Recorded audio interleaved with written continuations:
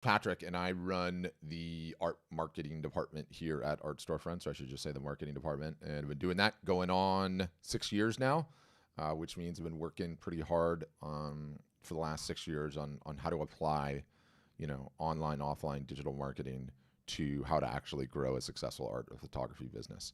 That's number one. Number two, I've been running essentially 3 of these sessions since a little bit before the pandemic started, so a year and change. I always say this on these sessions, but I don't believe it's hyperbole. I think on a week in, week out basis, there's probably not another human being on the planet that talks to more artists and photographers. I've heard it all, I've seen it all, every situation imaginable, every niche, every media type. In to boot, to add to that, we have, I think, a little bit over 5,800 customers now, and we study their data quite intently. Who's selling the most originals? Who's selling the highest price originals? Who's selling the most originals at a cheaper price? Who's selling the most commissions? Who's selling the most metal prints? What about canvas prints? What about acrylic? What about paper? Who has the biggest collector list and is taking care of that? Who is the best on Instagram, on the best on Facebook, the best at running live art shows? What are they doing? How are they growing those businesses? And I bring that up to say, you know, there's so much nonsensical information on the internet and out there on how to actually grow a successful art and photography business, which I assume you are all on this call because that is what you're here to do. And we are in a very unique position, Art Storefronts. One, working on this problem for a long time. Two, talking to more of you guys week in and week out than anyone. And three, having the data on what actually works. So regardless if you guys ever become a customer, I want this session to be valuable to you. I want you to leave with some actionable insights and intel that you can actually apply to your business. So that part's really important to me. So the Q&A will be, really, really a good spot. And when we open it up to the Q&A, you can ask anything about what we do. You can ask, what's going on in your business? Are you struggling with niche selection? Are you struggling with just getting started? Or do you have questions about pricing? Do you have questions about markups? What about printing? What about how to navigate a gallery relationship and sell direct? What about the email marketing, Facebook, Instagram, any of it? All of it's fair game. We want to get into all of it. Another thing is, as we sort of roll along through the session, inevitably we end up talking about this website, that website will show videos, this, that, and the other. I'm going to send you, after the session ends, a replay of the session, and then all of the links that we mention as we sort of roll along and go through the thing. All of those will go to you too. So we'll be putting stuff in the chat. If you look at the bottom of like sort of your Zoom bar, there's a chat. You can see it on the right-hand side of me here. And I'll see all of the questions that are in there. That's where we'll be throwing in some of the links. But again, don't feel like you need to keep them because you're going to get an email with everything that we mentioned after the fact. Yeah, you can see April's throwing links in there now. So as I'm rolling along, we have some other members of our staff and our team that are in here. So, as I'm rolling along with the presentation, if you have a question and it comes to the top of your mind and you want to throw it in the chat, you can totally just throw it in the chat. Someone will either answer you directly or after we get through the session and into the Q&A, I'll answer this directly as well. And I'm going to start off, okay, talking more generally just about the business model, okay? And, again, I sort of made mention to this earlier, but some people are on this call for the first time. You just found out about us yesterday. Some of you have a very good idea of what we do as a business and everything in between. So I like to just talk more generally sort of about the business model and the way to build a successful art or photography business, whether it's with us or not in today's day and age. And I think this is an absolutely critical presentation in the sense that there's so many people that are operating under a different set of circumstances, a different framework on how to actually be successful, on how to actually potentially live off of your art of photography. And so I came up with this concept that you can see behind me. It's called the art marketing pyramid, and I sort of stole it from Maslow's hierarchy of needs. And maybe you're familiar with this, maybe you're not. Concept is there's a pyramid, okay? And you have to sort the bottom blocks before you can move up to the next block, okay? And in Maslow's case, the first block is the physiological needs. We all need to eat. We all need to sleep. We all need to do that every single solitary day. Have that under control. You can move up to safety. You can get a house. You can secure it. You can start exercising. You can, start building wealth, right? Next one up, love, belonging, esteem, self-actualization, wonderful, all of that jazz. So here's what I jacked, the art selling pyramid, okay? This is the path to a successful art business in 2021 and beyond. It has been for a long time. It will continue to be so. A great many get this thing completely wrong. And, sadly, you get this thing wrong, and you're going into a fight with one arm tied behind your back. You just are, full stop. So the bottom block of the art selling pyramid is attention. Okay, attention is the currency of the land. It is, full stop. I would love to tell you that this business and trying to grow a successful art or photography business is somehow a meritocracy on how good you are at your craft. In a perfect world, that's what it would be, but that's not the world that we live in. Attention is the currency of the land. Attention, by which I mean eyeballs, by which I mean it comes in two forms, rented and owned. The owned attention is the attention that can't be taken away from you. It's email addresses, it's snail mail addresses, it's phone numbers, assuming you were going to do calling. The rented attention, where the rules can change at any point in time, Instagram followers, Facebook followers, YouTube followers, whatever platform you're on or marketing in, right? And your job is to get more and more and more of it. And no different than in Maslow's needs, the physiological block, the bottom block, eating and sleeping, that is a daily activity for every single solitary one of us. If you want a successful art business, getting more attention is a daily activity for absolutely all of you. Every single solitary person on this Zoom needs more attention right now. I can state that conclusively. I can state that conclusively because every single solitary art storefronts customer needs more attention. We have customers that are getting close to $1 million a year in art. Guess what? They want to make it to 5 million. In order to do that, they need more attention, okay? You need more attention. Yes, in a word, it's marketing, but understanding fundamentally the currency of the world that we live in right now is attention. With it, you can do anything. Without it, you're not in the game. It is not a meritocracy. The best art, the best photography does not win. The art or photography that gets the most eyeballs wins. It sounds obvious, but it is just so critically important. And I always say this on these calls.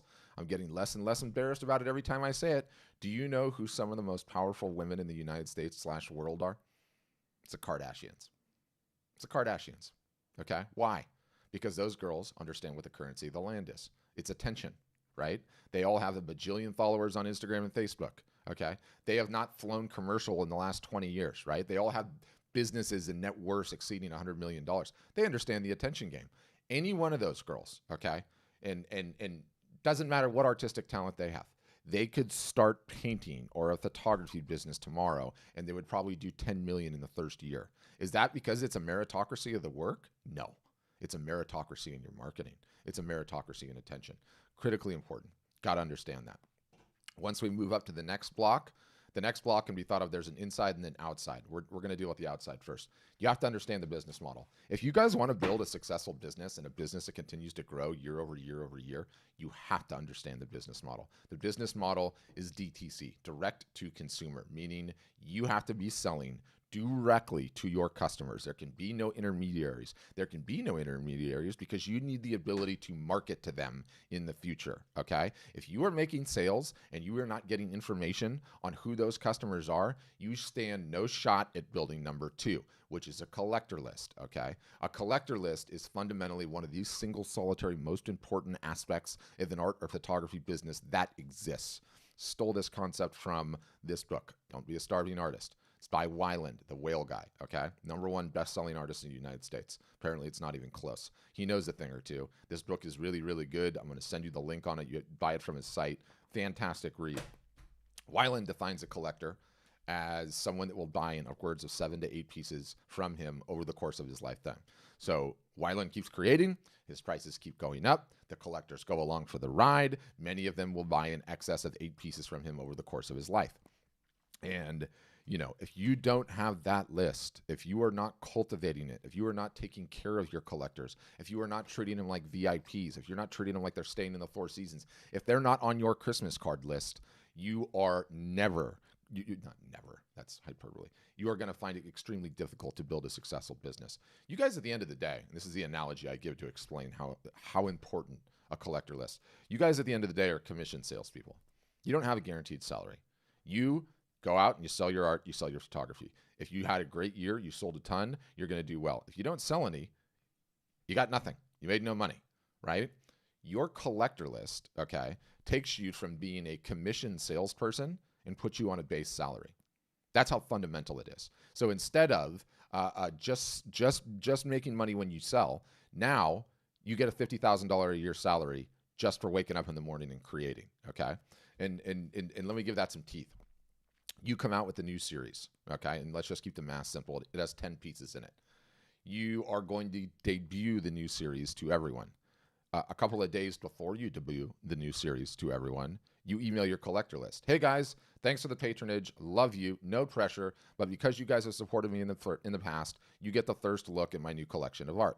So what ends up happening is early on, your collectors will maybe buy 10% or 20% of your new series that you put out. When you start getting better and more mature, they'll buy 70, 80, 90%. The goal is to get it so that there's bidding wars for those 10 pieces of art that you're putting out.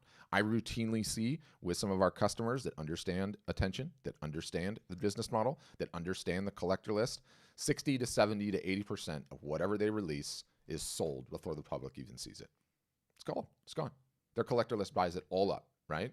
And that is what I mean when I say it is a base salary that is guaranteed. So if you're not selling direct and you are not retaining the information on your customers, you do not have the ability to market to them in the future, then you are in a tough spot, full stop. So we'll get back to the collector list in a second. I love ranting on that one. There's 3 ways to sell art, right? So we understand attention. We understand the business model. We are building and cultivating our collector list. There's 3 ways to sell art. I believe every single solitary artist or photographer that is seriously trying to grow a business needs to understand the 3, and then it needs to apply the 3 situationally dependent when they make sense. Number 1 way, the easiest way, the best way, always has been the best way. What is the best way? In person, face to face. Always has been, always will be. This one is very easy. Everyone can engage in it. If you have the opportunity to sell your products, your art, your photography, your merch, whatever it might be, in person, face to face, absolutely the best way to do it, right? Problem though, we are all of us geographically fixed on this earth. We need to eat, we need to sleep, and we can't have 15 conversations at once, right? So the number 2 way to sell art, which is actually the worst way, by the way, is on your website, right? Is it the worst way to sell art? Yeah, and I'm going to elaborate on that. You still need one though, because the website solves for all of the situations that I just mentioned, that you have to sleep, they're not geographically located in your town, et cetera, et cetera. The number 3 way, the newest way, the way the entire art selling world is trying to figure out right now as we speak, is exactly what we're doing right now. It is leveraging live video in either a one-to-one fashion, i.e. I come to Rob's website and I say, Rob, this piece is really interesting. Do you think we could jump on a Zoom and you could explain to me some of the options? I'm looking to pick up some art. Rob goes, Patrick, no problem. Here's the Zoom. Here's when I'm available. I get on a Zoom with Rob, and all of a sudden, I am talking to the artist. I'm getting to know him, getting to know what ticks. I'm building up relationships and rapport. He's showing me the pieces. He's talking about what the different options are. He's talking about his inspiration that caused him to create the piece. I'm getting emotionally bought into the process. That's one-to-one. One-to-many is the concept of a live art show, okay? And I am not kidding when I say this is not hyperbole. This is the most significant advancement to art in photography as an industry in forever, okay? In forever. It is fundamentally changing absolutely everything. And I'm going to show you a couple of these, okay? I'm going to send you links to these after the fact. But the concept of a live art show, I'll pull myself out of the thing so you can see it better. It's very, very simple, okay? It's the artist streaming live to the socials, in this case, YouTube, Facebook, Instagram, showing the work and selling it directly, okay? This particular gentleman here, Matthew Locka, he's a painter from Canada, a longtime friend of Art Storefronts.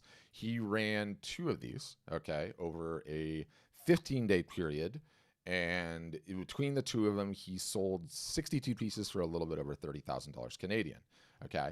And you know, I will say right now that fundamentally, people always ask like, oh, Art Storefronts, what are you? You guys are a website company. You guys help artists with marketing. I don't fully understand what you do. This is what we do more than anything else. We discover something that is truly revolutionary and groundbreaking to a certain extent. We realize that, oh my gosh, this guy had 2 sales over a 15-day period. He didn't have to leave his house. He didn't have to pay any commissions. He turned on his camera, started talking and showing his art, and as a result of it, he sold $30,000 Canadian, 62 pieces in 15 days. Okay, maybe it's just him. Maybe it's the fact this guy doesn't have any sleeves. Maybe it's the fact that he's got a really good social following, okay? So the next step we do, what do we try to do? We duplicate it, okay? This is another customer, Meg Knappenberger, she was moving out of one studio into another studio, okay? And in this case, again, I'll pull myself out so you can see this while I talk. She, in this particular show, and I'm going to try and show it to you, she had, a lot of them weren't like huge finished pieces. She's a painter, so she had color studies and sketches. And let me see if I can get to one where she's actually holding it. Where is it?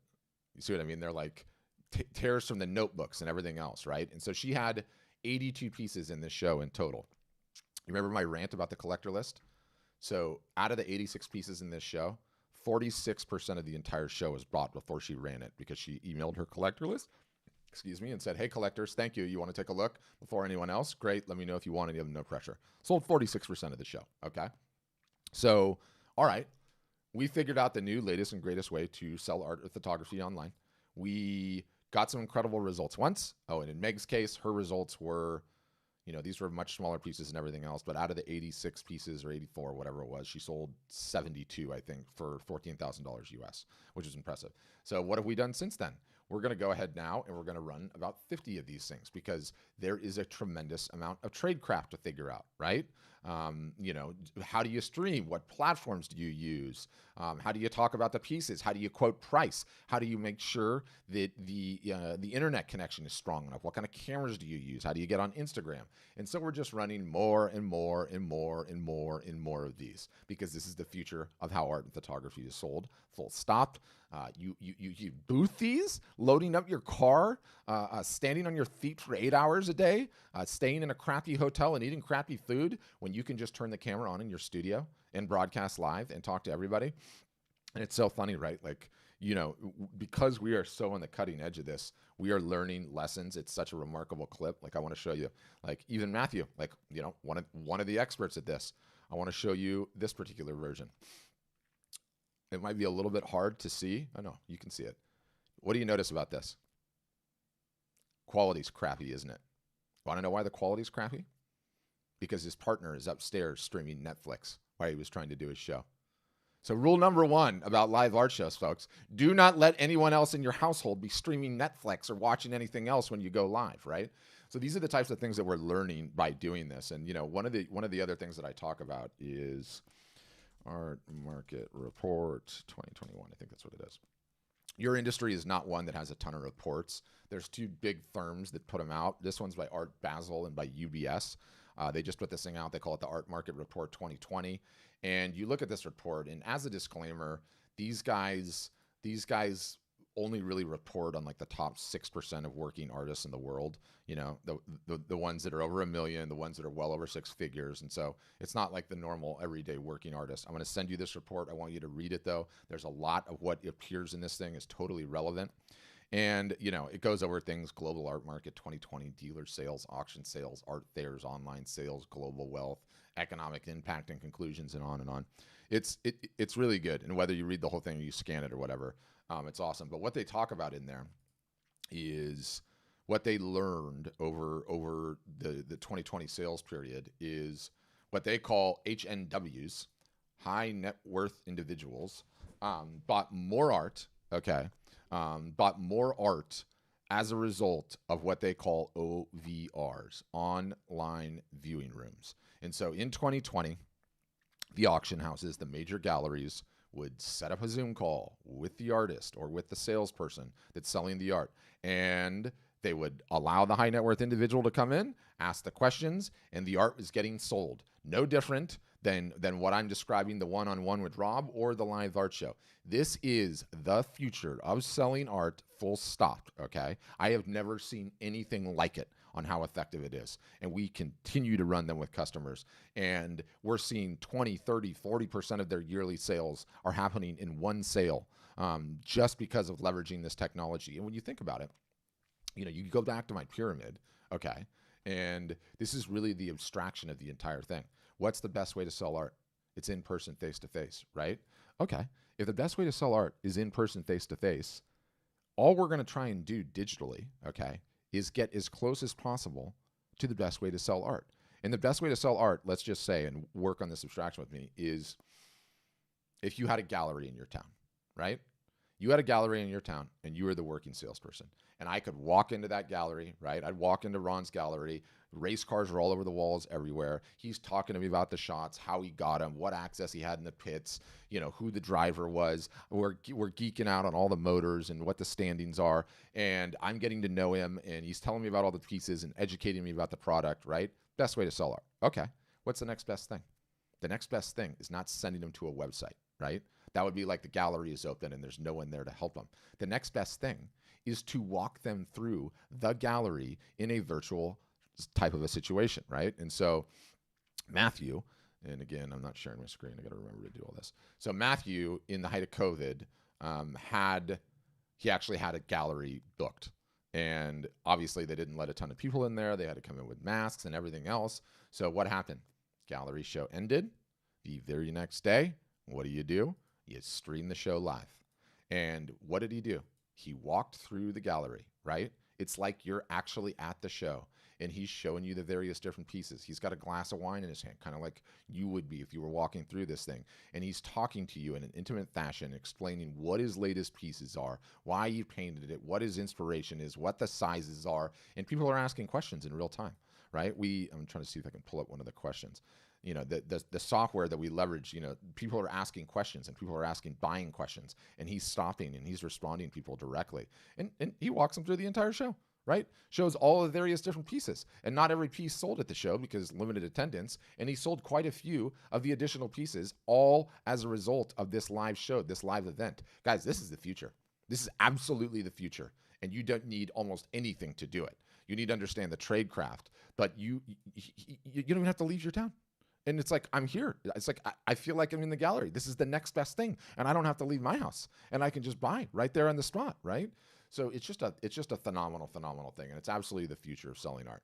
And, one of the things that I'm more proud about than anything else is our job at Art Storefronts, independent of everything that we offer, we can get into everything that we offer, it's to create successful artists and photographers, okay?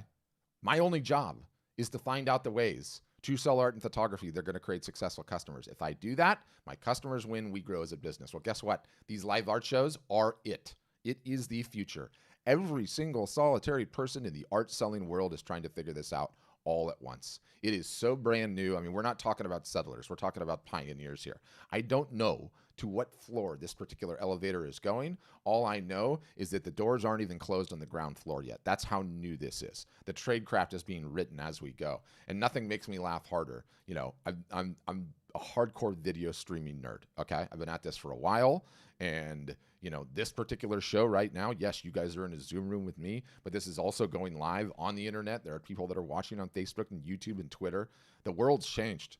The world has changed, and the entire world is trying to figure this out. And it doesn't matter if you're talking about the highest net worth individuals, right, in the OVRs, the online viewing rooms, or down to the very bottom, I've never sold a piece before in my life, or if you're talking about the show and Thayer circuit, in which the show and Thayer circuit is like, no, don't cancel your booths. We're going to have a giant virtual show.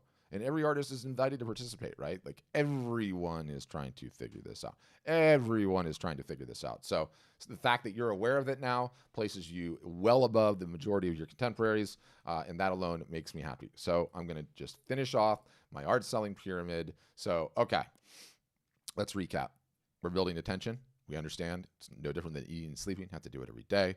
We understand the business model. The wrong slide. We understand the business model, and we're building a collector list. Wonderful. We understand the 3 ways to sell art. We're bolting those into our operation where applicable. The top of the thing is everything else. Okay? You have a retail gallery in your town, several retail galleries. Are they providing income to your business? Wonderful. I've never met a revenue source in my life I don't like. Okay, as long as it's legal. But you do that in addition to understanding attention, in addition to the 3 ways of selling art, in addition to building your own collector list. This applies to everything. Retail gallery, online gallery. You have an interior designer that's selling stuff for you. I don't care what it is. You do everything else. We love revenue sources, but it's in addition to building your own attention. It's in addition to the 3 ways to sell art. And that's the ballgame, right? And that's how this thing works. And it is routinely, okay, heartbreaking to me because on a week in and week out basis, I talk to artists and photographers on these calls. There are some of you on this call, and this is your exact situation. You're at the top of your craft, right? You're as talented as an artist, a photographer you're ever going to be. You might be in your 40s, your 50s, your 60s. You've been at this a long time, right? But you never understood the business model. And I'm not blaming you for this. This is just the way the world worked in the past. And so you were selling through galleries for years and years and years. You had a great business. But guess what? You never kept a collector list. You never maintained that list. You never marketed to that list. And now the world's changed. Half the galleries are shut down. The fair and show circuit is slowly coming back, but it's going to be a while. And you're at square one. You have no one to sell your work to. You have no attention list, right? And it's terrifying because on a week in, week out basis, I feel like on these calls, people are like, Patrick, I had a great career. I was selling for years and years through the galleries. It was a great relationship, but COVID hit and that gallery closed, and my artwork was embargoed in there for 3 months. And then now that I've got it out, they're trying to renegotiate the 60-40, or they're not selling anything at all. And the analogy of it I give is like, it sort of feels like, they're asking me for advice, and I'm walking in, and it's like, you're 55 years old at the top of your craft. You're in the corner office, the executive suite with floor to ceiling windows, a big desk, in a luxurious leather chair, right? And I'm walking in there and I'm saying, I'm sorry. You're going to have to go back to the mailroom and start pushing the cart because you did not build that list, right? You do not have something you can rely on and market to in the future. You do not control the destiny.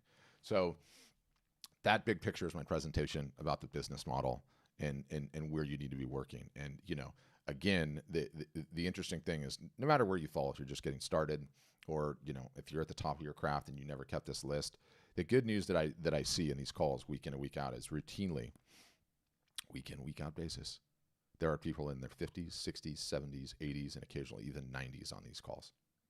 And they're talking about their art business and how they're going to grow it. You guys don't go through midlife crises, creatives, artists, and photographers. You don't decide at 42 that all of a sudden you don't like your job and you're going to go become a tax attorney or something, right? You're an artist, you're a creative, you're a photographer for life. So maintain the perspective of how many years you have to still be working on this business and generating sales. So many of the answers that I give you today, you're not going to like them because you have 3 to 5 years of marketing to do before you can build something substantive in your business, because you did not understand the business model. You did not understand the collector list. And that might be a pain in the butt, but it's not a pain in the butt when you stretch out the fact that most of you guys have 20 or 30 years left of selling your art. So contemplate that. Contemplate that. Are you willing to put in the hard work and go through pulling your hair out of your head to learn some marketing, to learn how to actually build this business sustainably such that it can't be taken away from you? Sustainably such the fact that the next COVID hits 4 years from now and you actually doesn't even slow you down in the slightest because you have a list to market to. You have a collector list, right? You understood the business model. So that's my rant, and I think it's critically important. The people that understand this are on their path to building a business. It can't be taken away from them. They control the rules. It's upending the exploitative business model that has existed in this industry forever, in which it was a gallery and a 50-50 split, and you didn't maintain your customer collector information. Like, those days are gone. Those days are gone, and I don't think they're ever going to come back. I believe that this industry is going through its Uber/taxi cab moment. It's going through its Blockbuster/Netflix moment, and it's not ever going back to the old way that it was done, to a certain extent and in certain areas here or there. But the business model as outlined is the future. It is absolutely the future. So that's my rant. I'm sticking to it. At this point, I'm going to open things up to questions. A couple different ways to do that. If you're one of the brave ones and you have your camera on and you have a question, you can raise your hand. I'll see that, and I'll just know to call on you. Otherwise, at the bottom of your Zoom window, is it reactions, Juan? I think there's a reactions button, and what that does is it allows you to digitally raise your hand, and I'll let you know that you have a question, and that'll put you into the queue. If you don't want to be on video to ask your question, all good.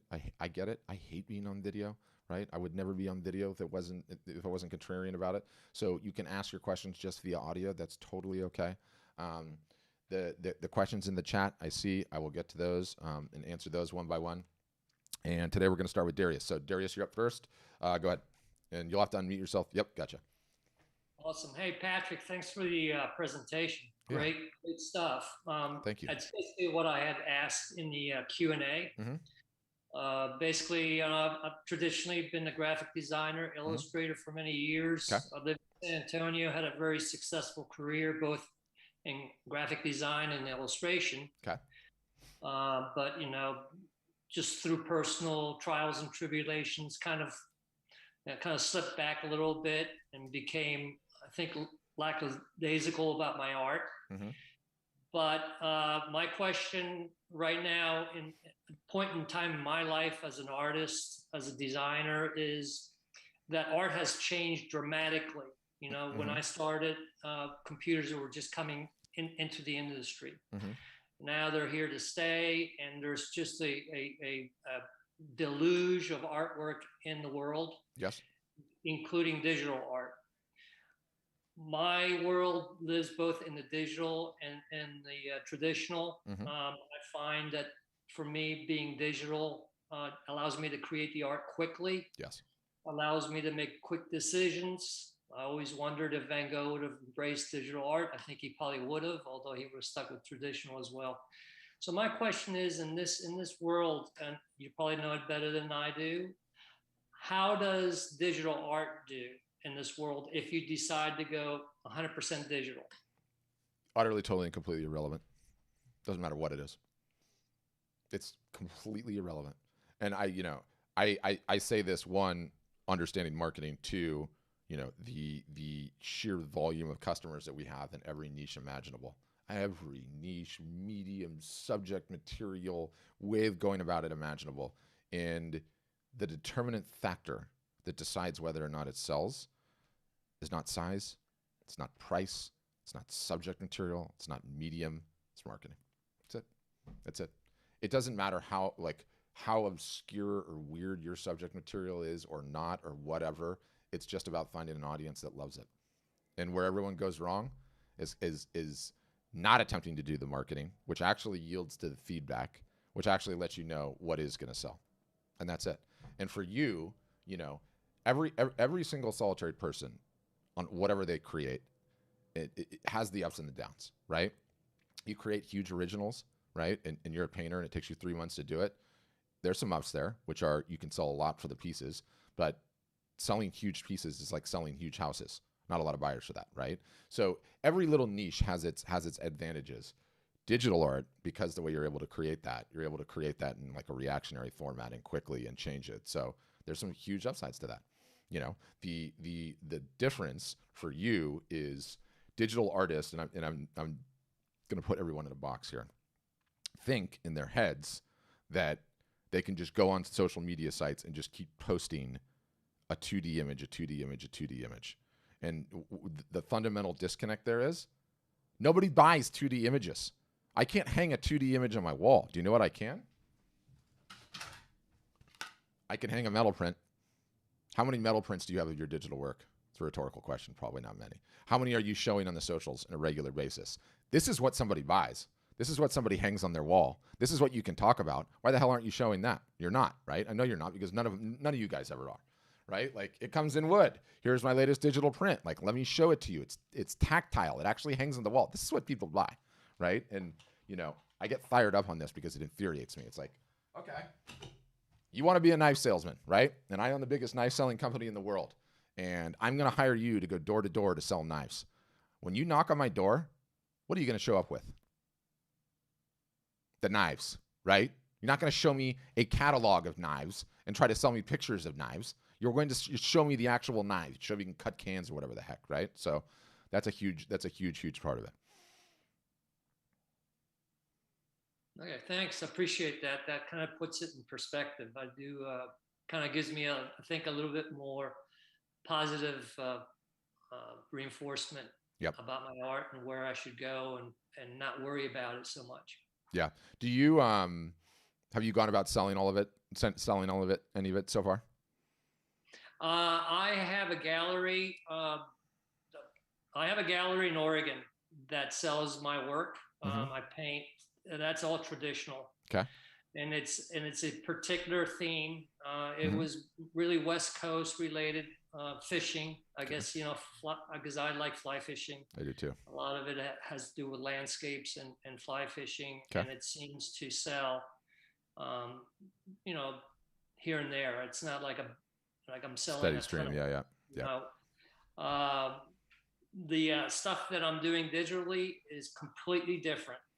Yep. It's figurative and not getting into too much detail. It is kind of modern, Okay.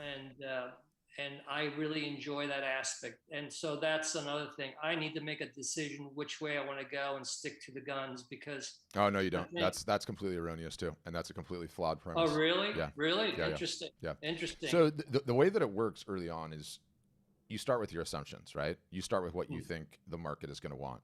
And normally, what artists do is they just get stuck in that mode forever. I'm going to do this. I'm going to do that. I'm going to do that. I'm going to do that. You keep making course corrections, but you don't ever do any damn marketing. And so it's kind of like I'm going to create a product, and instead of loading it up on the horse and cart and taking it down to the city square and seeing if I can sell it, I'm going to decide in my head, I'm going to pivot to the next one and try something new. You have to do the marketing. When you do the marketing, you actually get the eyeballs, which translates into feedback on what you're doing, right? Like if I'm you, I'm going to take the 10 things that I'm working on, all of it. I'm going to throw it up on the website. I'm going to start marketing. And then after a year's time, what I'm going to find is a mixed bag.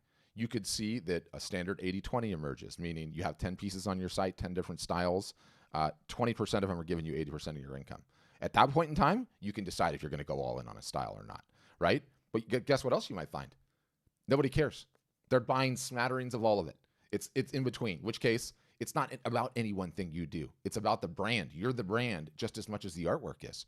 You'll never know until you try. You'll never know until you try the marketing. So don't get caught up in thinking you can decide for your audience without the feedback. There is only one thing that can tell you whether your damn art's going to sell, and that's somebody pulling a credit card out of the wallet and sliding it. That's it. That's it. That is truth. Otherwise, it's all conjecture, right? And stated another way, I'm going to show up at your house right now. I'm going to pick you up. We're going to drive down to the local ATM, the one closest to your house, and you're going to show me the buttons on that ATM for likes, comments, shares. Everybody tells me my work is great. I just got into a juried show. All bullshit. Okay? There are no buttons on the ATM machine for any of that because it's bullshit. The only thing that matters is that the work sells. You will never know until you market it. And really, ultimately, that's one of the kick in the pants that we'll give you, right? Like, start going. And then also, too, you quoted Van Gogh. So let me quote a master. You know how many pieces of Picasso, when he died, had an inventory? I have no idea. 45,000. 45,000 unsold works. Turns out, too, he was like, he had a weird thing about death, so he would never talk about his own death and didn't do a will. And so his heirs have been fighting over this for like ever. But you have to understand the context. One of the greatest selling artists of all time. How could he have 45,000 pieces unsold in his inventory? Because the guy was constantly firing arrows, and not everyone hit the target. And he didn't worry about that in the slightest. He just moved on to the next one. And that is how he discovered all of his various different periods, because he was creating, constantly taking to market. People are like, I'm not interested in that. He didn't do that anymore. That is how he arrived at all of his periods, right? No one ever wants to hear about that 45,000 works. I mean, that is insanity, right? That's insanity to contemplate, but there you go. Thank you. I'm in a rah mood today, so yeah, I'm almost fired up on the Fridays. We can help you, Darius, but the abstraction is you have some marketing to do because you need to get some eyeballs on the work. Do not stress about what the subject material is in the slightest. Moreover, one of the things that you can do that I like perhaps more so than other artists, although other artists can do it too, there is a concept. And Ron, I know your hand's up, and Peter, I see your hands up too. Don't worry, I'll get to you guys next. There is a concept called newsjacking, okay? And I want to give you, it's coined by a marketer named David Meerman Scott. Doesn't matter. Let me just give it to you conceptually. Do you remember when the miners were stuck down in the ground in Chile? Right? It was like I remember that. Yeah. 33. So these guys are stuck down on the ground in Chile. We don't know if they're going to come out or get out of the hole or not get out of the hole. Somebody in Nike's marketing department was absolutely brilliant. And he said to himself, I don't know if these guys are going to get out of the hole or not, but if they do, the entire damn world is going to be watching. And so what did he do? He showed up at the site with 40 pairs of sunglasses and sent them all down the hole.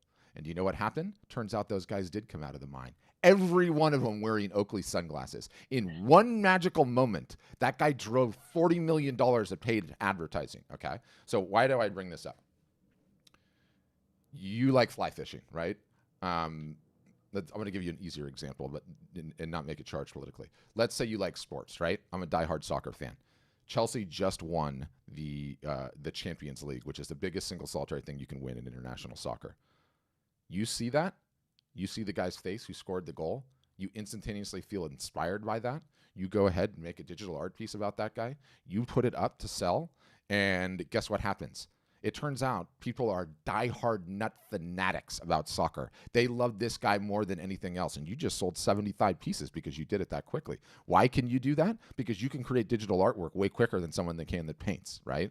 And so we have a bunch of people that are doing that too, but something to contemplate is an advantage that you have, but also to further contemplate, like, look, you have a style and you have a skill set and how you're manipulating, presumably what, a pen mouse in Illustrator or Photoshop, however you're doing it. And you don't know what's going to work. You just know that you like creating, right?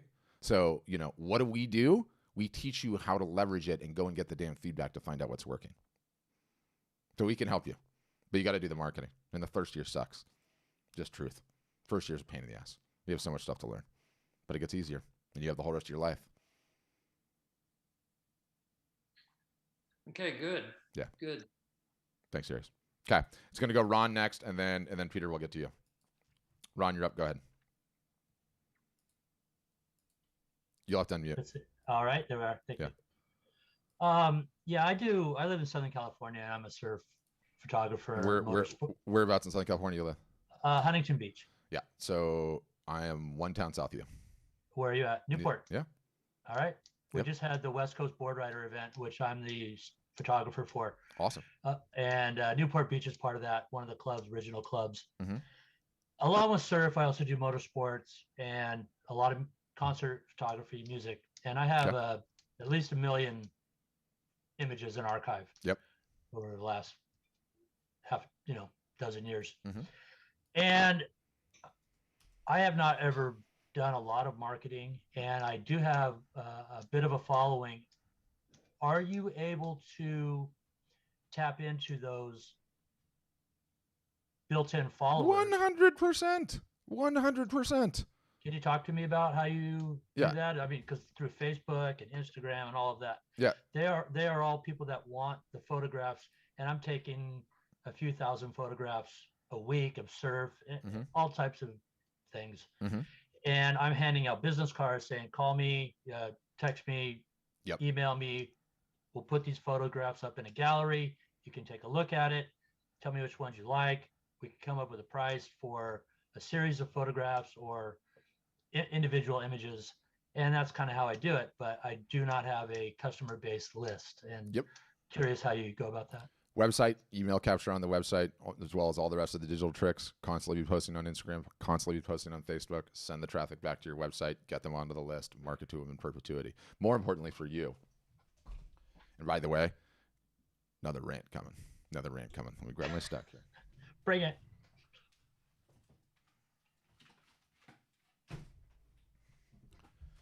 I have I live in other side of the bay in Newport, like Dover Shores area. And there's this little area in Dover Shores. I pressed, my little thing, press a button there, where my buddy's wife is like the resident photographer, right? And she does Halloween pictures and Easter pictures and the Christmas card pictures and everything else.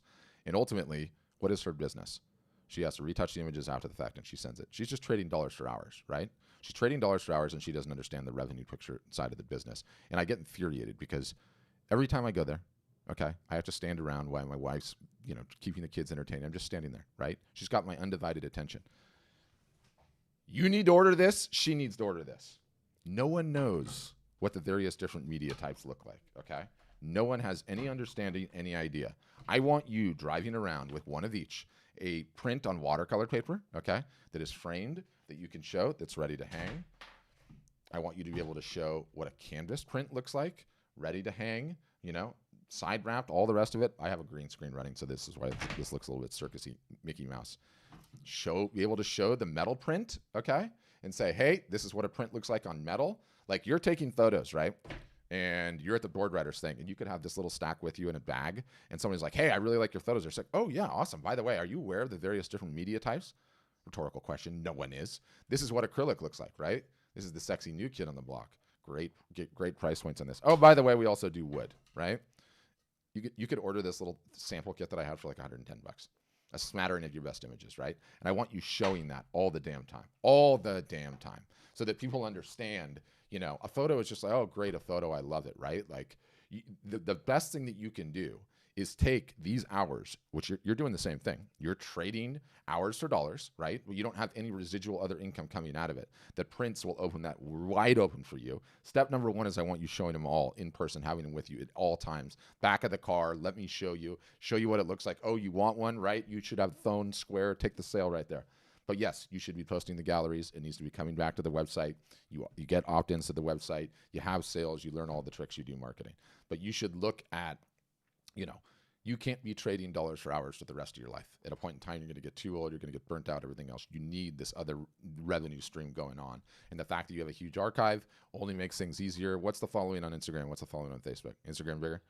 5,000. Perfect. It's not over 10,000. Yep. Well, I'll tell you right now, we have customers that have 5,000 followers on Instagram that have a 6-figure a year business in prints. Straight up. My thing is I do daily surf events where I need to get people to come to the site to view their photos and say, yeah, that's the one I want. Yeah. And so it's kind of getting that following to understand that they can grab these photos now. Yep. Where before they had to talk to me personally. Yep.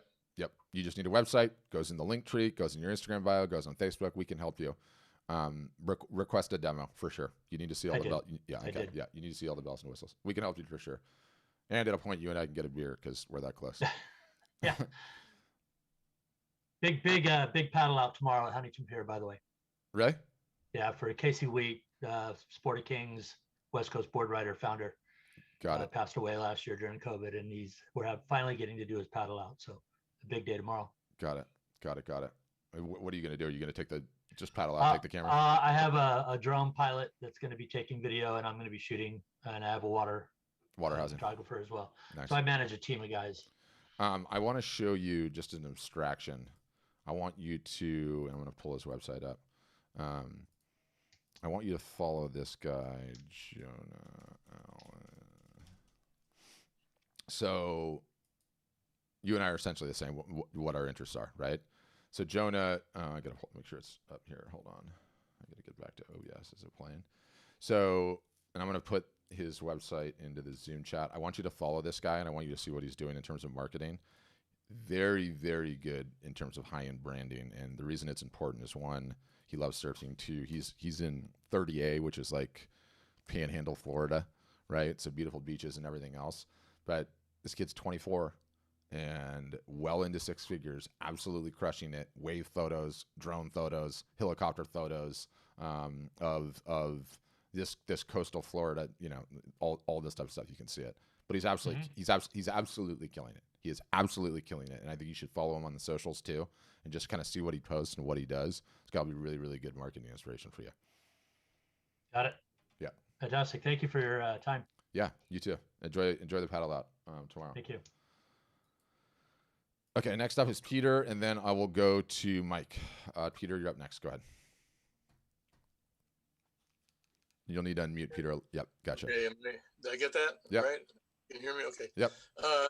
Okay, yeah, hey, thanks for excellent presentation, by the way, Patrick. You're thank you. Way on top of it. So my question is, the body of work that I've been creating for a number of years is video art, and it's kind of unusual.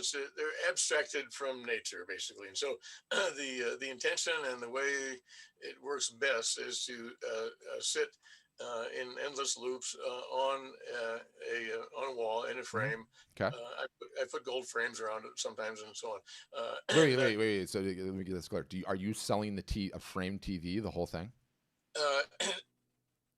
No, it gets displayed. The thing is, there are so many flat screens everywhere, and every potential buyer of this stuff, hospitals, offices, boardrooms, et cetera, big houses, they've all got frames everywhere. So I can't convince myself that it makes any sense to be selling televisions. But it just Samsung has a little thing they call the frame. I assume you've run into it. Yeah. It's designed for displaying art. And one thing I'm curious, does ASF have a relationship with Samsung regarding the frame as a customer for artists' work.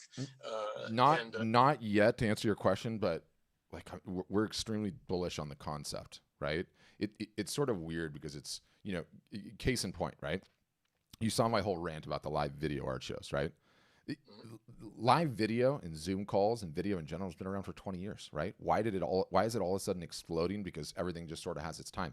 This concept of the photo frame, it's been around forever, right? The tech has been around forever, and yet it still hasn't taken off. And I don't understand it because it's such an incredible way to display art. Like, it's amazing now. There's a whole bunch of different companies in addition to Samsung that are all trying to figure this out, crack it, hack it. But, you know, you live in a town, you go into people's houses. How many people's houses do you go into where there's a TV dedicated just to showing art? I haven't been into one yet. Like, photo frames? Yeah, I got them. I got them all over my house. I've got the Google ones everywhere. I love it conceptually. I wish it would crack. I want it to break. Not only that, like, you know, I talk about the best way to display art. Art looks like garbage on a website. It's tiny, it's small. Like, when you actually see beautiful pieces on like a 50, 60, 70, 80-inch TV, my goodness. It's never looked so good, right? It's incredible. So I love what you're on to. I love the concept. I want to see it crack more than anything.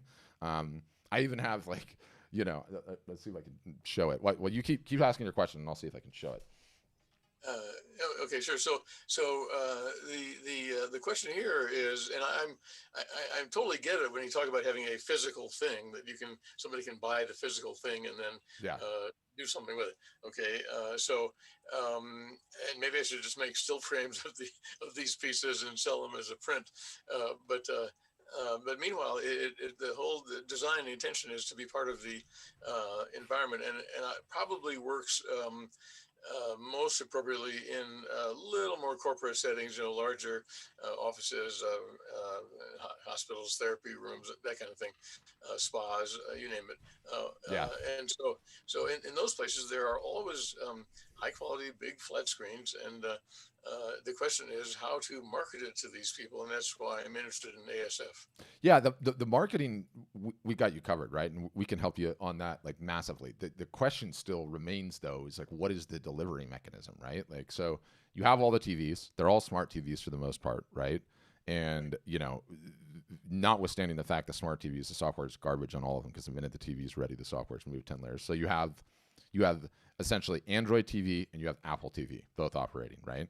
And then most of those TVs are hooked up to one or the other. You know, on the Android side, maybe it's Google, maybe it's Roku. On the Apple side, it's Apple TV. Right. Like, what is the app delivery system that's going to get that done, right? And I don't think that's that hasn't been figured out yet by anyone. There's some proprietary ones, but it's like, okay, yeah, they've got a Roku app, but they don't have an Apple TV app, and, you know, this, that, and the other, like the battle that exists on that.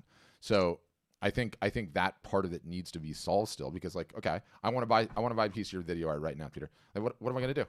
Like, exactly. Yeah. No, and that's been a huge question mark for me and how to move this thing forward. One idea I had was to sell or to give actually a little $40 or $50 media player that'll play the 4K, and then you plug it into your TV, and it comes out of the chip, and you send them every month a new chip or something like that. I mean, that's one possibility for distribution, but, you know, that requires people to actually do something. Yeah. And that may be a deal breaker. I don't know. Yeah, I think that the delivery mechanism needs to be sorted. Oh, and what I was going to show you, you know, and even me, right? Like, massive tech nerd, love video. Okay, so there are these digital clocks called geochrons. Are you aware of what that is? Have you ever seen one of those? Nope. Anyone else on here? I'm just going to show you what it looks like. So it's like the old school. You know, it's on the wall of like every State Department / like, you know, Department of Defense, this, that, and the other. And it's like literally a working clock that looks like that, essentially. Like, it's all the time zones, right? And as the mechanical one is just insane. And, you know, they're like, Reagan gave one as a gift to Gorbachev, right? Because it was so famous. And it's like, as the day goes by, the time zones move along, right? And it's a beautiful visualization of the globe. It's incredible. Well, these guys made a digital one, right? And I'm not even showing it. Doggone it. Sometimes I forget. This is what it looks like. Okay, I don't know if you guys have ever seen one of these things, right? And it's like a mechanical clock where all the time zones are on it, and it moves along the wall and goes through it. Well, they made a digital one, right? They made a digital one, and you'd better believe I bought that thing in 2 seconds. Like, Let me see if I can show you this thing. Is so awesome. All right, hold on.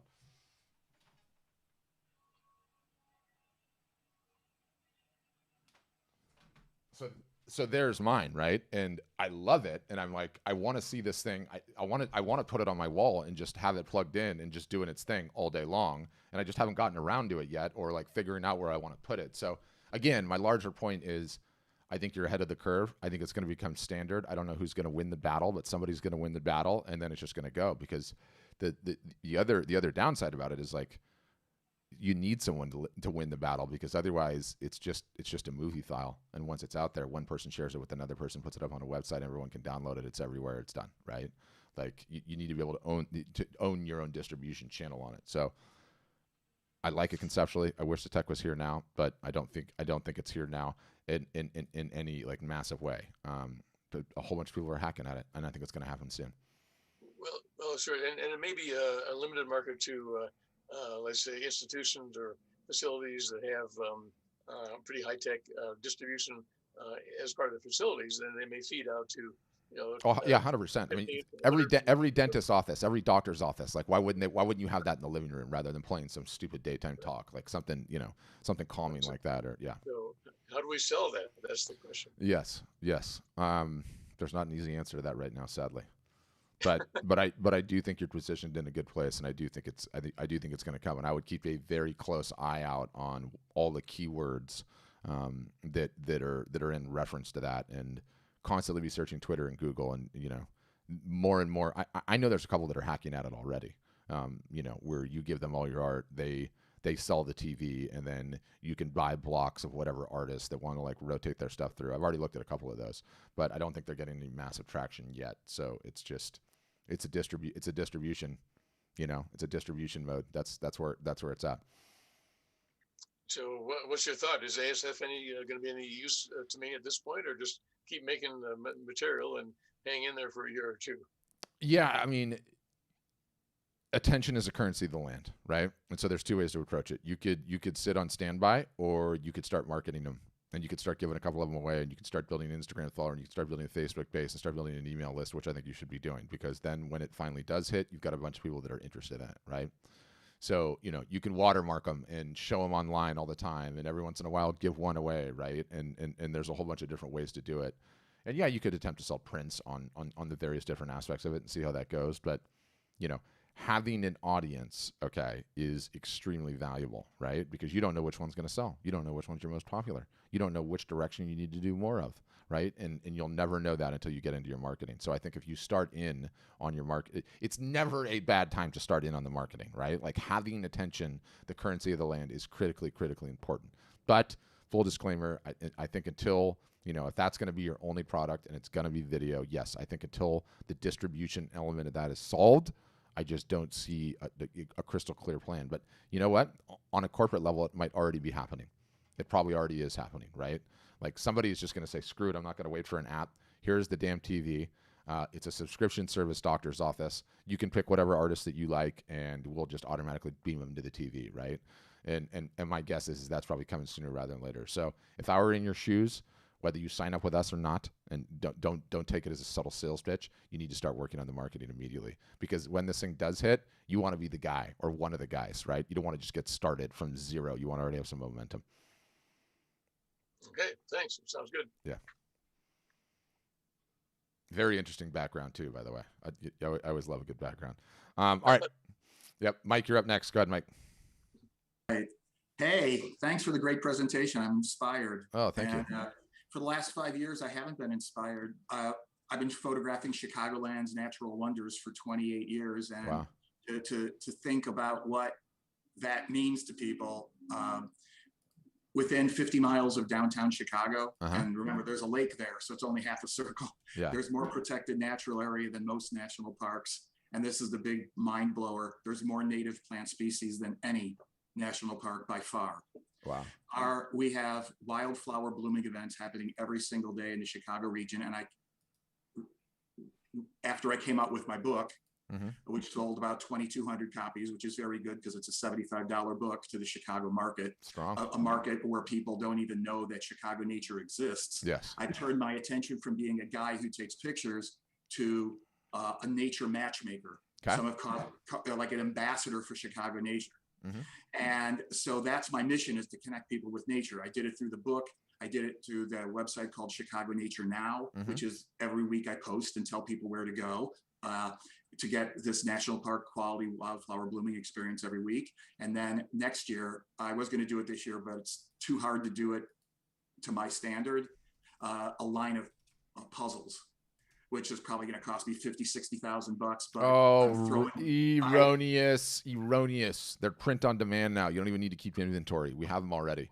If possible, yes. If it meets my standards and they can do the color I need, it has to be wide gamut inks. It has to be, and it has to be affordable and all that. So that's possible, and you can help me market that, I'm sure.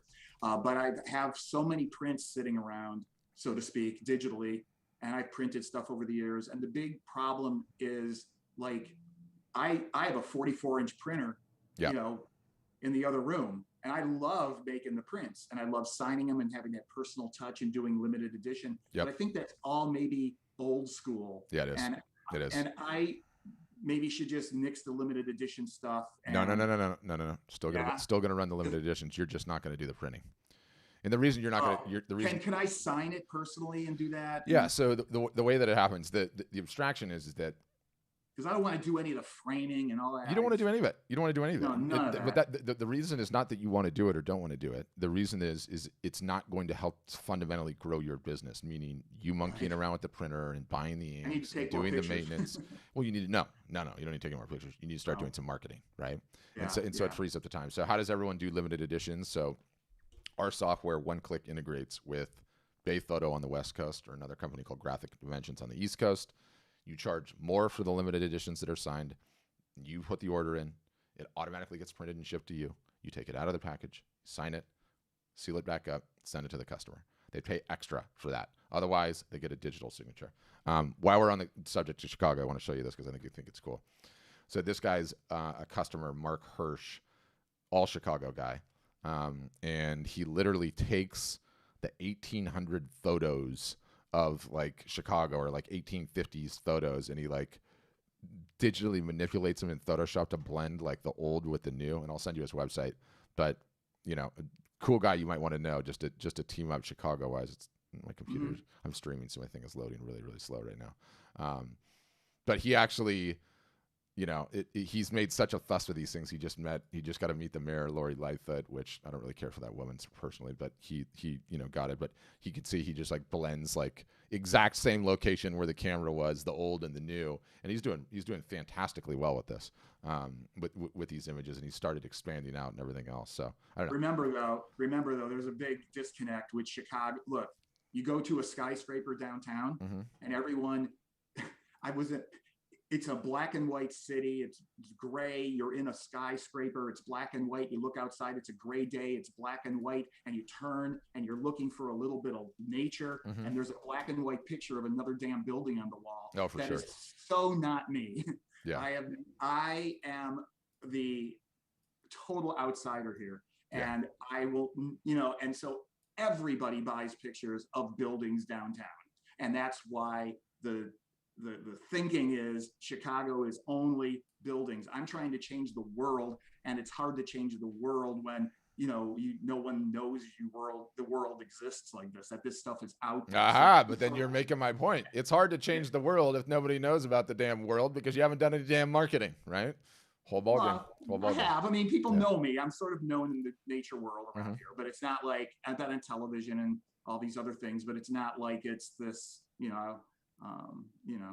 it's not like, I'm saying there's 9 million Chicagoans, and we need, there's a big market here potentially. Massive. The market for nature is small. For sure. Massive. Yeah. But I don't want you doing printing anymore. I just want you. Right. Yes. And so you use Bay Photo and they would finish it for you. Yeah. So the way that it works is fantastic. It's like our system, and obviously this is why we do the demo process, because they walk you through everything. But what happens is an order comes in, printer gets paid, you get paid, printer prints it, boxes it, slaps your logo on the side of the box, ships it to the customer. You touch nothing. You don't spend a single solitary minute in any of that. Not only the transaction emails, any of it. All, Mike, so you can give me those damn hours back for your marketing. We got a lot of marketing to do, and I got to teach you. So that's what I want you doing. And it's like, I get into these battles with my customers because they're old school like you. They've got a 34-inch printer. They're like, they've always known printing. They're going to keep doing printing. It's like, this is not fundamentally helping you grow your business. Every minute you spend monkeying around with that, even if you think you get like a little extra margin in the prints or a little bit cheaper, you can ship them quicker. It's not going to fundamentally grow the business. There is no more skill in printing anymore. Everyone uses the same monitors. Everyone uses the same color calibration. Everyone uses the same printers. Everyone uses the same inks. Everyone uses the same paper types. So if that's the case, why the hell would you compete, you personally, with somebody that buys ink by the barrel and somebody that sells $30 million years of art in a year? You know what happens when you sell and ship $30 million of your art in a year? You get really, really good rates at FedEx and UPS. You ain't getting those rates. What's more, talk to me about walking down to the post office on a Chicago winter with a giant frame box. Wasteoftime.com. I want that time spent on your marketing. So we can help you for sure. Okay. Yeah. Yeah. But I love your niche. I love your niche. I love your passion.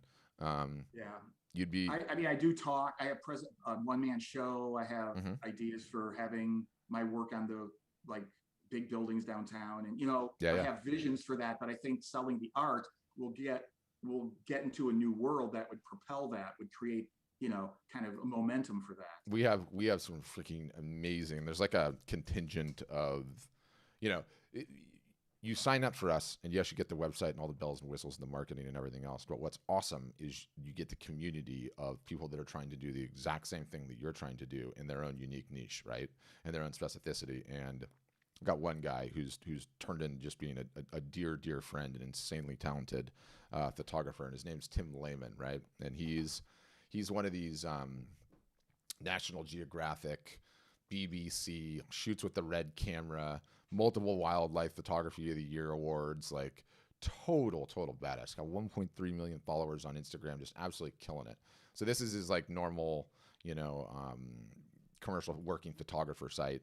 And then he's got his fine art photography site. I'll send you a link to his site. His stuff is just insane. But, they're constantly sending him to Papua New Guinea to take these birds of paradise photos. And he's like super into orangutans and everything else. But, my point in showing all of it is you have some amazing contemporaries that are trying to do the same thing you are with nature. And it's helpful to be in community with those types of people that are really good. They can explain, well, what's working for you? How are you going about presenting it, right? Like, what are your top selling media types? What are good ways to merchandise this? How are you, those types of things would be really helpful. But I love your niche. I think it's a great niche, and you're right. There's a lot of diehard Chicagoans. So, thanks. Is the Graphic Dimension? It's called Graphic Dimensions, right? Yeah. I think it's K at the end. Yeah. Is that because I always worry when I go to certain labs that they just want me to send them tiny JPEGs for big pictures because they care a lot about themselves. Our software does all of that. So you upload the image as big as you want to our system. Our system automatically analyzes the image, tells you exactly what sizes you can offer. Okay. Done. But they'll show you that on the demo. It's a cool part of it, and then you know how big you can go, and everything else. But you can send it. You could send huge files. You're not limiting me on the size of files I do. No. I can give you a monster. Yeah, I think it's within reason, just because of the uploading, downloading. I don't know what the limit is. Is it like 5 gigs or something like 2 point? I don't know. We have some sort of. You mean on a file it's 5 gig? Oh.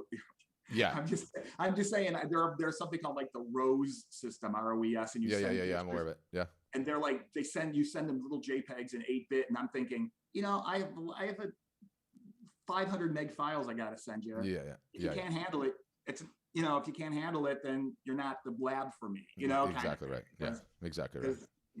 Yeah. ROES is super old school. Yeah. But yeah, awesome. Yeah, definitely request a demo. Do the test drive. They'll walk you through what you can do. Okay. Do I have hands left? I don't see any hands. I'm gonna scroll up. And Rita, April's gonna send you a link. It's the same link. It never changes. You don't need to worry about the emails. Just save the link. Okay, David Martin. Yeah, I forgot. Where's David Martin? Let me find him. All right, David, go ahead. Gotcha. You'll need to unmute. Okay. All right. Can everybody hear me? Yep.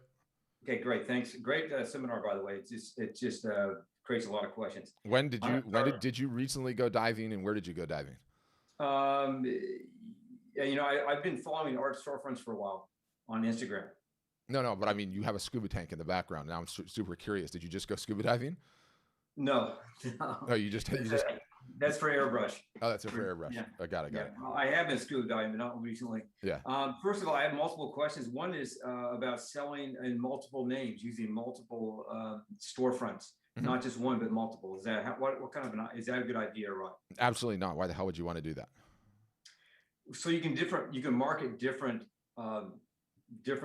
concepts. So some of my work is visionary, some of my work is portraits. So I have a whole stream of things I would like to do, and why not? Why I don't want to confuse one with the other. That's is essentially. Were you here for the presentation at the very beginning? I missed the first few minutes. Okay. There's the currency of the land is attention, right? Most important thing. With it, you win. Without it, you're not in the game. So you're asking me that you want to split the attention on 2 different Facebook pages, split the attention on two different Instagram accounts, split the attention on 2 different websites? Absolutely not. Absolutely not. You are the brand. No one will matter. And knowing that attention is more important than the layer above that you're on, I want to make it as easy as possible to cultivate as much of that attention as possible. And I don't want to split it or bifurcate it in any way. It's like, okay, you got one rental property you're a property manager on, now you've got 2. Well, that's a pain in the ass. 2 sets of keys, 2 Airbnb listings, 2, all the rest of it. Like, no, keep it simple. Keep it simple. Trust me. Trust me. Trust me. Trust me. What about a pseudonym? I have one name for one type, or another name for another. type. Totally fine. I mean, aliases. You could potentially just run one gallery and have multiple different aliases in there, but by absolutely no damn means do I want you to have. Okay, makes sense. Yeah. Okay, another question is, what about the copyright issues with celebrities? Let's say I take a celebrity, Brad Pitt, do a portrait of him, I tweak it in Photoshop. Is that what are the licensing agreements, and are we able to do that as artists? Thankfully, we're not lawyers. We are very laissez-faire and open and honest. The way that it works is, if we get a copyright DCA takedown notice, we have to take it down. Otherwise, it's your business, not ours. Okay.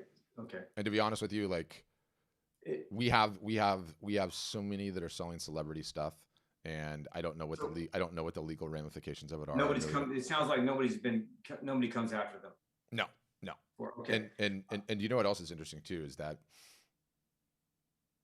we've got a gentleman that goes into a certain amusement park that will remain nameless, that might or might not have something to do with mouses, and takes photos, beautiful landscape photos, and is selling them like crazy. And apparently there is a group with representatives from the certain mouse company that says, why would we want to clamp down on you? All you're doing is driving butts into seats. As long as you don't get too big, we don't care, right? So there's all of those various different things happening. I strongly prefer operating under the easier to beg forgiveness than ask permission moniker. That's my own personal value statement, right? Like, I'll take the slap on the wrist later. I think it makes a ton of sense because you're essentially starting with demand and working backwards. Right? Like, you're not creating what you want to create for inspiration. Right. Like, there are a million people that are diehard in love with Brad Pitt, right? So I'm creating Brad Pitt stuff. So I like that aspect of it. I think you just go at it. My sense is that even if you are, dancing in the danger zone, they'll never find you until you start making something substantive at it, and then they will. Right, and then they'll start with the takedown notice, and then maybe they would come after you legally, and then maybe you have to make a deal with them. So that's normally how it goes. Yeah. Okay, great. And the conversation has led me to NFTs. Everybody's heard about NFTs, but I thought somebody's talking about digital mediums, and what are the possibility of actually selling digital? Like, let's say you have created a digital artwork that's 10 minutes, 5 minutes long. Could you actually sell that whole content as an NFT or any other way, instead of just a hard copy? Could you actually sell people the right to have that content or not? Yeah, I mean, that's what's so funny about NFTs is, like, I've invested in cryptocurrency and been interested in it a long time. I hold it now. I trade it. Sometimes I buy more of it. I love it. I'm a tech nerd. I'm so damn confused by all of it. It's mind-boggling still. It's like a foreign language, right? So NFTs, the non-fungible tokens, let's say you made that video asset 10 minutes, right? 10-minute video clip, .movie.mp4. If I buy the NFT, it doesn't include the file. All the NFT is has a smart contract embedded in it. It says, David owns this particular thing. It is now, the ownership of it is embedded in this token. It's such and such long, this frame rate, this digital signature, whatever. And now Patrick owns it by virtue of the fact that he owns the token. If Patrick sells it again, David gets 10%, or every time it sells again, David gets 10%. You still have to send me the file manually. It's not embedded in the token. All that comes in the NFT token is the ownership rights or whatever you want to put in the smart contract. It's just basically writing a contract, embedding it in the blockchain. You still have to send me the file. Once you send me the file, I can send the file to whoever the hell I want. I might have the NFT that says I own it, but there's not going to be any legal teeth on that just yet. How am I going to go after everyone else that has it? Like, it's everywhere on the internet. All of a sudden, like, what the hell can I do? Nothing, right? And NFTs are crashing like crazy right now. That kind of a lot of the hype has been sucked out of it. You think it's a dying concept? No, not in the slightest. And I think it's the future. I want it to happen tomorrow. The takeaway is the distributed internet, right? Where everyone owns a pieces. And, most people would say Ethereum and the concept of the smart contracts and everything that you can embed into the blockchain is the next layer of the internet. I'm one of them. But if you follow crypto for any period of time, even since its inception, peak hysteria, everyone involved. How do I get in? People are asking me 10 times a week on these sessions, NFTs. And then what happens? Crash. All of a sudden, crickets, right? And then you know what happens? 5 years of winter, and then another peak. And then everyone's going nuts, and then crash. And then another 5 years of winter. So do I think it's going to be 7 to 10 years until NFTs become a thing? Likely, but I love what it portends, right? Like, why can't it deliver the asset as well? That would be phenomenal. And, also too, like one of the interesting things. So, it's a smart contract, right? Okay. What do we know about contracts? It's pretty damn hard to get a smart contract that is worldwide enforceable and has teeth. Every country's got different regulations, this, that, and the other. They have so many damn different things to work out. But what I love, the concept of an NFT is, what if I was an artist? Well, let's just say it was you. David's an artist, right? And he's got a bunch of followers, a bunch of collectors on his list. And he goes, guys, I just want to let you know, I'm going to be creating art for the rest of my life. And I right now am issuing 10 NFT tokens. This NFT token, as a result of the smart contract, authorizes me to show you all of my new work before anyone else. It's a first right of refusal token. The first one is going to cost this. The second one's going to cost this. And it's going to be a hierarchy. And so I, for $1,000, can buy that NFT. And you, David, every time you create a new piece, I get first right of refusal. And then the next token holder does. And the next token holder does. And guess what? If you continue to grow as an artist, those tokens continue to ascend in value because I have first crack at any of your new work. I think that is a more interesting application for what's going to happen with NFTs than I do think it is delivering the actual asset or the ownership, right? It just introduces so much damn friction into the process. So my guess is NFTs are going to be in the winter. They're going to follow just like the rest of crypto does in terms of value. It's going to be in the winter for a long period of time. And then when everyone least expects it, something is going to click. They're going to work something out with the technology and it's going to be a huge deal. But again, it doesn't deliver the asset. So that part is just so weird to me, right? Like, Right. Yeah. Great. Excellent. Yeah. Good input. Thanks. Yeah. I wish it would come yesterday.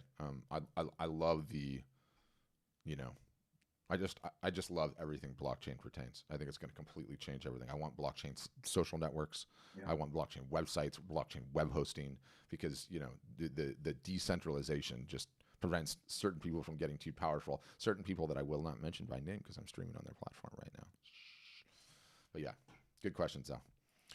Okay, Reggie, you're up next. Go ahead, Reggie. You'll need to unmute Reggie, let you know when you get it. Yep. Yes, how you doing? Good, how you doing? All right, sorry to join you late. Hope I'm not. No, all good. Yeah, all good. Happy to have you. Don't worry. Got a couple of questions for you. I'm getting into it. I'm gonna take a position that I want to do a virtual gallery. Okay. Okay, so first question is, I couldn't find out, how do y'all handle the taxes and who's responsible for sales taxes in each state? Yeah, so there's been a bunch of legislation on this recently, right? Is primarily as a result of Amazon, because Amazon wasn't paying sales tax unless the state they were selling. So it's gotten a little bit more complicated. The reality though is it's very, very easy to solve it. We don't do the tax withholding for you at all. You're responsible for it. But look, Reggie, this is a problem. This is not a problem until it's a problem. You know when it's a problem? When you're selling a ton of stuff. You know what the hardest thing to do is? Sell a ton of stuff. You know what the easiest thing to do is? Everything else. Shipping it, paying taxes on it, sorting all of that is not an issue. So you would just see a local accountant and you'd say, hey, what do I need to do about this? And then the routing's there. I might be somewhat wrong on that. Our software might automate some of it already, but I'm not 100% on that. Yeah, I mean, if I'm selling art in different states, and then each state comes at me, that you try to run from the tax people. Yes. All right, next question. What is your idea on markdown of prices? When I'm looking at it, I see people put out a print for $150. Now it's on sale for $75. Yep. Does that help the artist or hurt the artist? So there are two brands that I'm aware of that don't ever mark down, that don't ever discount, and that is Tiffany's and Louis Vuitton. Good old Lois Vuitton. Every other company that I'm aware of marks down on a regular basis. That's number one. Number two, you in this business for any period of time, as I have been, you get to see and get some exposure to high ticket sales, by which I mean pieces in excess of $25,000. Let me tell you, Reggie, when you get into these pieces that start selling for more than $25,000, there is more discounting that goes on than you've ever seen, okay? Nobody that can afford to pay $25,000 for a piece of artwork and above, $500,000, $1 million, got to that level of net worth, unless they're in the inheritance business, by paying retail for anything ever. Okay, the higher up the chain you go, the more discounting, the more markdown there is. There's literally only two companies, Louis Vuitton and Tiffany's. Everyone else is marking down all the time. And it's got nothing to do with the perception of the product or the quality of the product. All it has to do is human psychology. The discounts, okay, and the scarcity, by which I mean the discount is coming to an end, provide the incentives that get us human beings to take action. It's as simple as that. Okay, we'll take that, look at that. All right, next question. How do you protect the photo? And let me give you my example I try to give artists, okay? The famous photo that I love is, are you familiar with Muhammad Ali standing over Sonny Liston? You and I and everybody. I love that photo. Okay, they're still selling that photo. Yep. Now, is the owner of that photo getting any royalties or dividends? The copyrights are 70 years after the death of the owner. Right.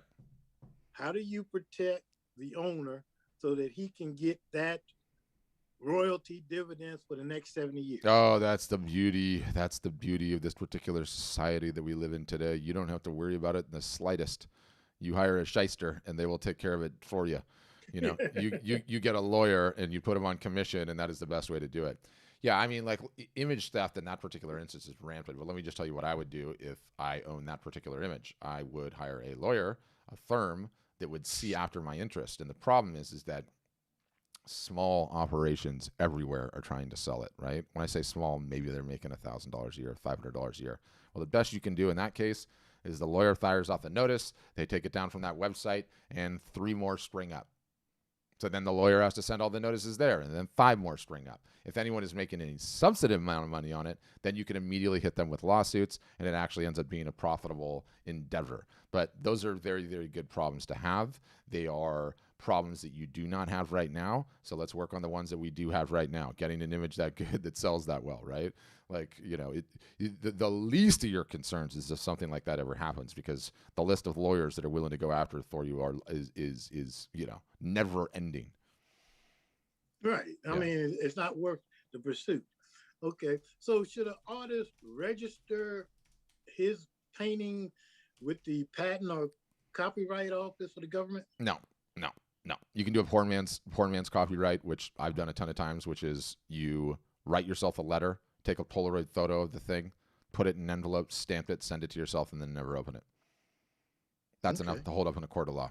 Otherwise, do not waste your time with any of the rest of that until you're selling a tremendous amount. Okay, sounds good. Mm-hmm. When you build a website, is it an exclusive website, or if I put my little spin on it, will anybody in the storefront be able to use it? No, it's your website. You own all of it. So whatever's on it's all you. Okay.